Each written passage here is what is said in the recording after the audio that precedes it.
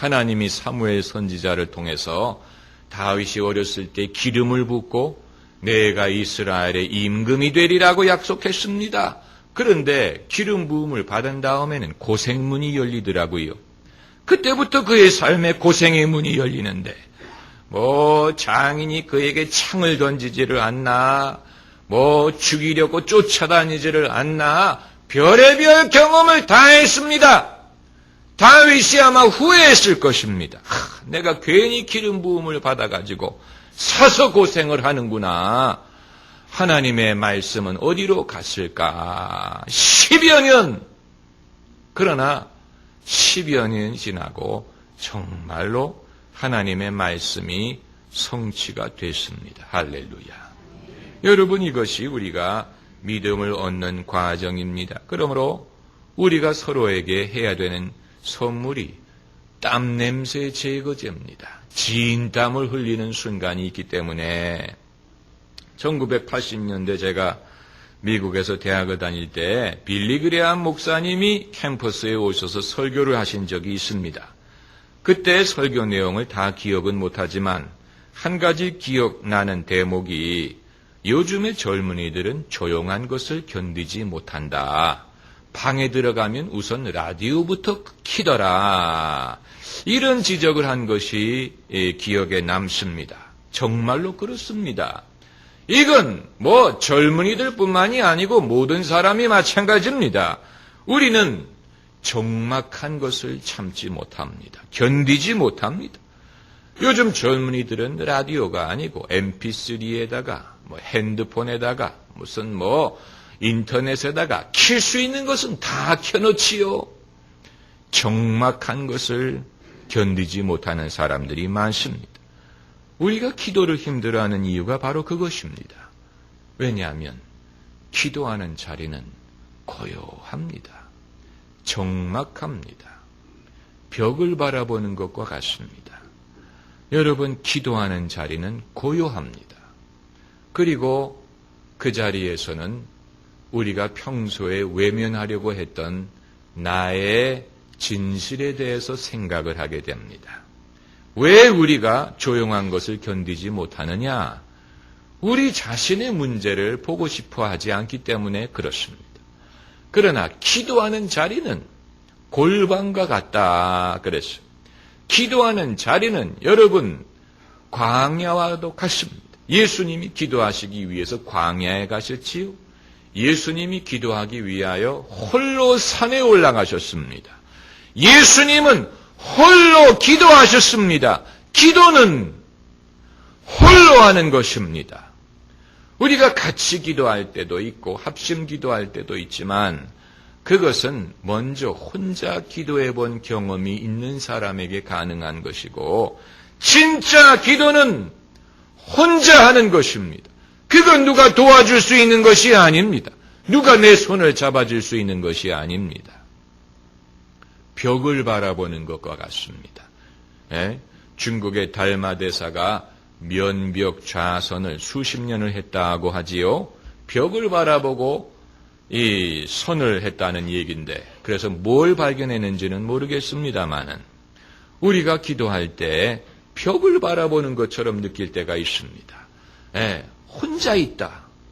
아무도 느껴지지 않는다. 고독하다. 그러나 그 벽 이면에 이제 하나님이 우리의 기도를 듣고 계십니다. 할렐루야. 제가 누차 말씀드리는 것이지만 옆에 누가 앉아 있을 때 그 사람이 내 말을 듣고 있는지 안 듣고 있는지 느껴지지 않아요? 옆에 누가 앉아 있더라도 내 말을 안 듣고 있으면 금방 압니다. 압니다.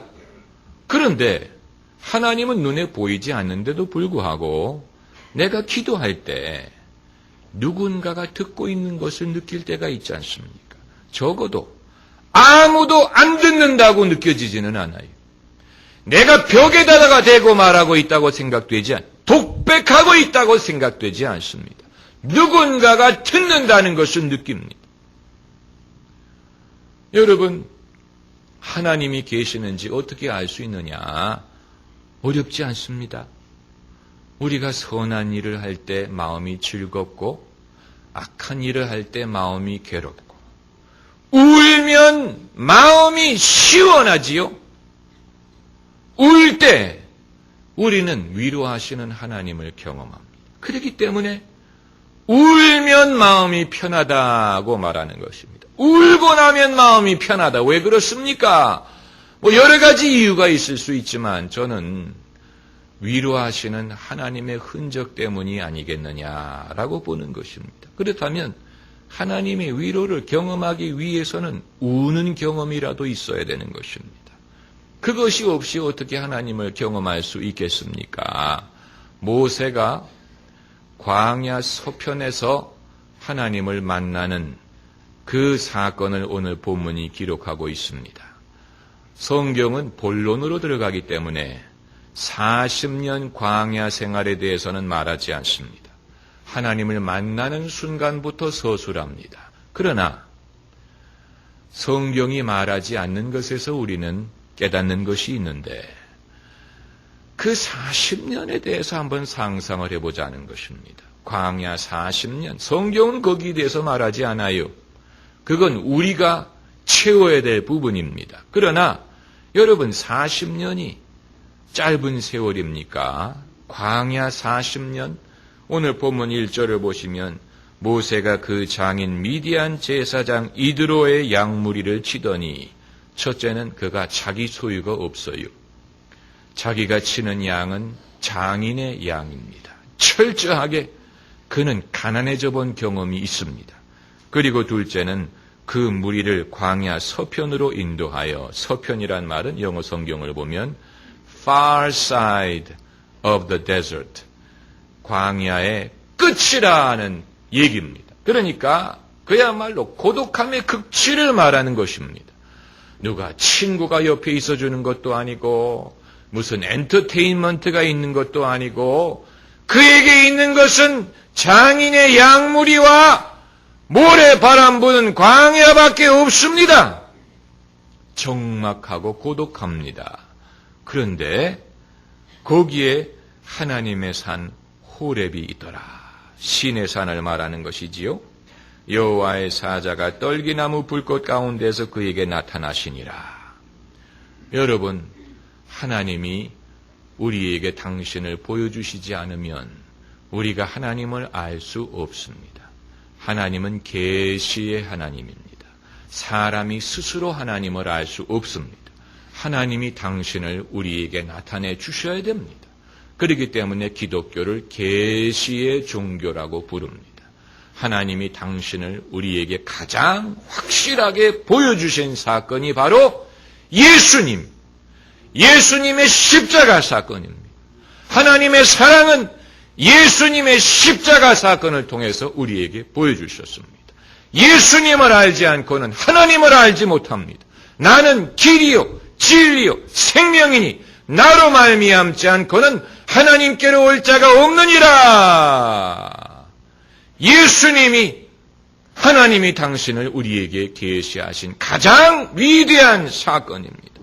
그런데 6절을 보면은 모세가 하나님 배우기를 두려워하여 얼굴을 가리우매, 얼굴을 가렸다 그랬어요. 왜 그렇습니까? 부끄러우니까, 두려우니까. 이제껏 자기가 생각하고 염려하고 의심하고 탓하던 많은 일들이 헛된 것이라는 것을 깨닫게 되는 것입니다. 한 번의 하나님을 만나는 경험으로 40년의 근심이 사라집니다. 여러분, 신앙이라는 것은 이런 것입니다. 하나님이 일일이 조목조목 우리의 질문에 대해서 대답하지 않습니다. 하나님은 그렇게 하지 않습니다. 욥기를 보세요. 욥과 그 친구들이 얼마나 많은 토론을 합니까? 그러나 욥기 마지막에 하나님이 나타나실 때 거기에 대해서 조목조목 대답하지 않습니다. 하나님이 그에게 나타나신 것으로 욥의 모든 질문이 해결이 됩니다. 그게 신앙의 속성입니다. 여러분 가족들이 화를 내고 성화를 부릴 때 말로 변론하지 마시고 꼭 껴안아 주세요. 오늘부터 집에 가서 한번 실천해 보세요. 말로 변론하지 마시고 한번 꼭 껴안아 주세요. 분위기가 달라지는 것을 경험할 것입니다. 하나님도 마찬가지입니다. 하나님을 만나는 경험은 하나님이 우리를 꼭 껴안아 주시는 것과 같습니다. 너는 왜 두려워하느냐? 너는 왜 나를 의심하느냐? 너는 어디에 있느냐? 여기에서 여러분 신앙이 시작되는 것입니다. 기도하십시다.